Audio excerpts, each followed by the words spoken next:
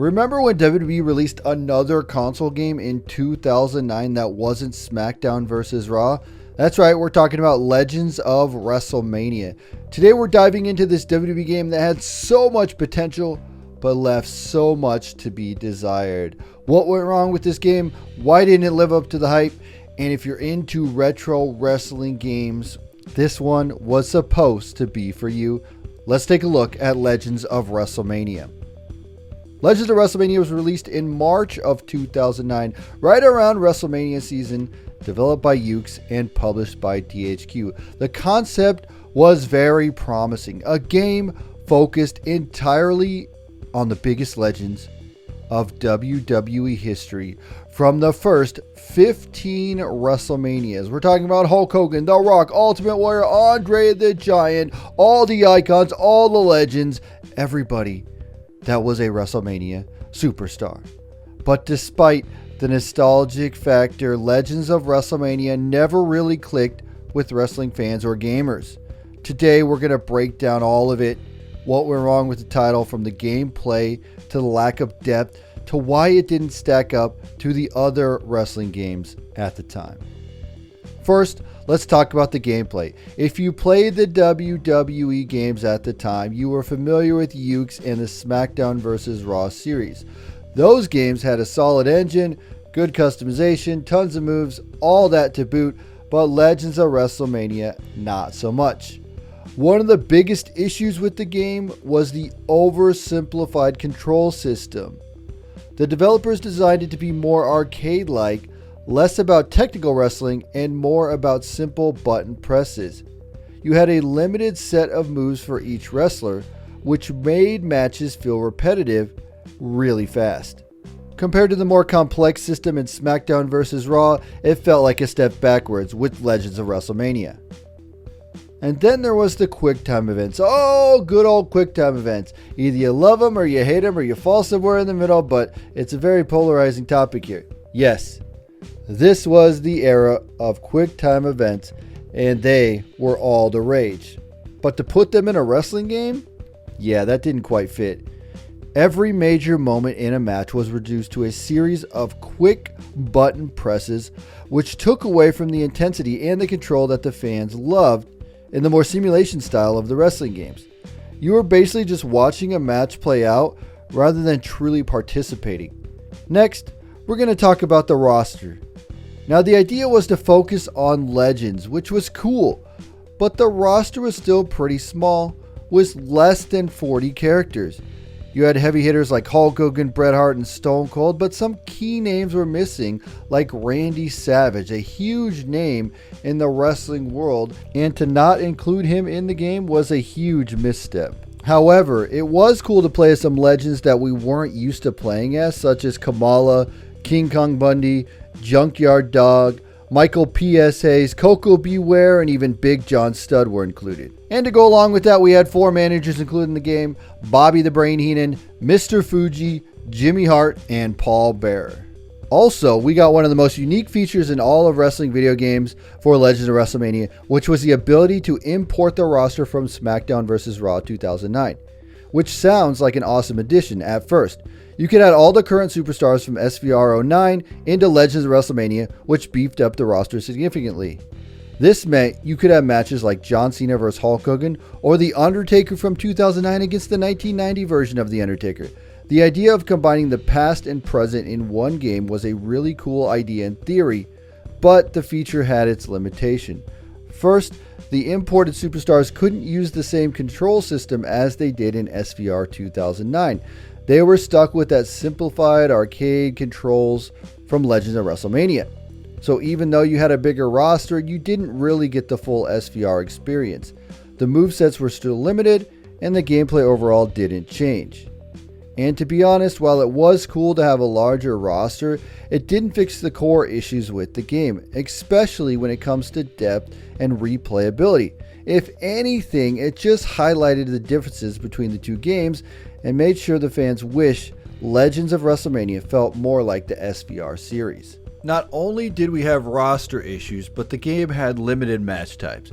You didn't have the deep match variety modes that were in SmackDown vs. Raw that made that series really fun.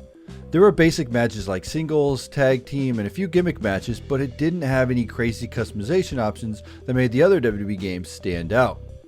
So after a few matches, the game started to feel shallow. If you've ever played the SmackDown vs. Raw series, you know that the game modes and the match types are a huge part of keeping that game fresh. But here, you were kind of stuck at the same options over and over and over again.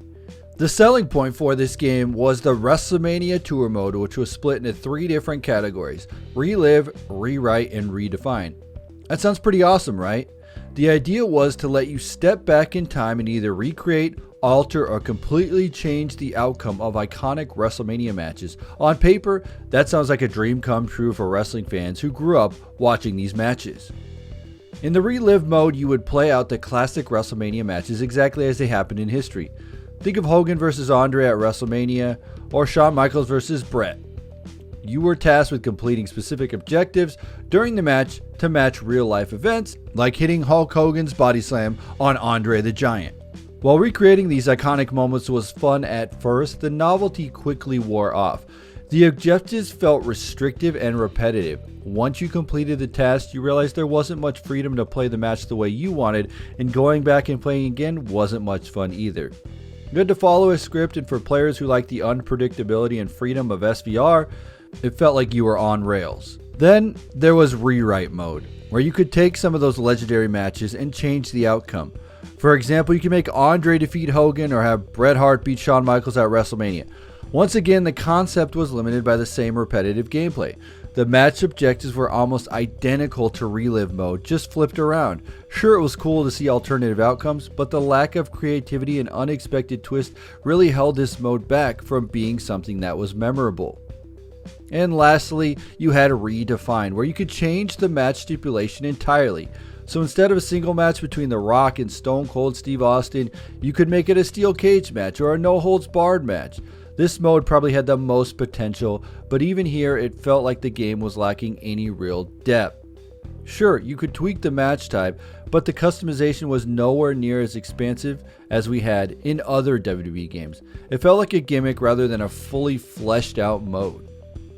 What made it even worse was the repetitive nature of the objectives across all 3 of these game modes.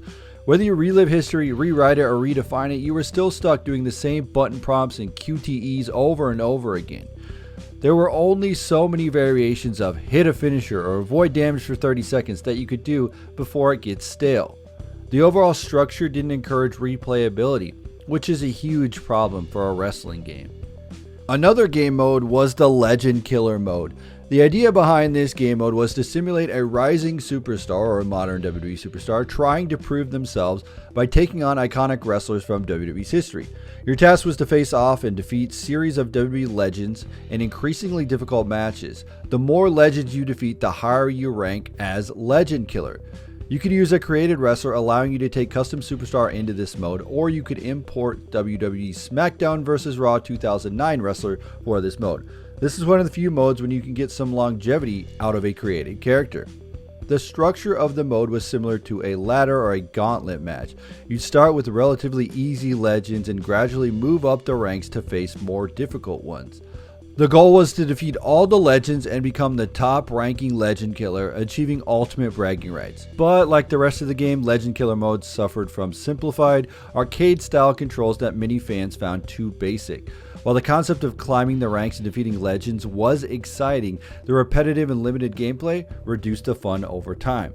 So let's compare this game to SmackDown vs. Raw 2009, which was released just a few months earlier than this. That game had a much bigger roster, deeper match types, and overall just a better control system. More importantly, it was just more fun to play. In SmackDown vs. Raw 2009, you had the Road to WrestleMania mode, the ability to create wrestlers, customize their moveset, and even build your own storylines. Legend WrestleMania didn't have any of that. It just felt bare bones in comparison. And when you looked at what fans wanted in WWE games at the time, what Legends delivered, it was no wonder why fans stuck with the SmackDown vs. Raw series. So where did this Legends of WrestleMania game go wrong? It wasn't a terrible game, but it was just forgettable. It had a great nostalgia factor, a decent presentation, and a cool concept, but the lack of depth, the repetitive gameplay, and the simplified controls really hurt its long-term appeal. In the end, Legends of WrestleMania felt more like a missed opportunity. Fans of WWE Legends were excited to relive the glory days, but what they got was a shallow experience that didn't quite live up to the standards set by SmackDown vs. Raw. Legends of WrestleMania was great in theory, but it never paid off and it never delivered on the promise that it was going to be the ultimate Legends game. Instead, WWE Games decided to take those Legends and put them in the mainline WWE games because that game was just a lot more fun to play. You could have these Legends be a part of those games and you could license them and you could use them in the game, making the giant rosters that we get today with a bunch of huge Legends in the game. Honestly, the idea of this throwback game was very, very nostalgic, but it just didn't pay off the way that they wanted it to.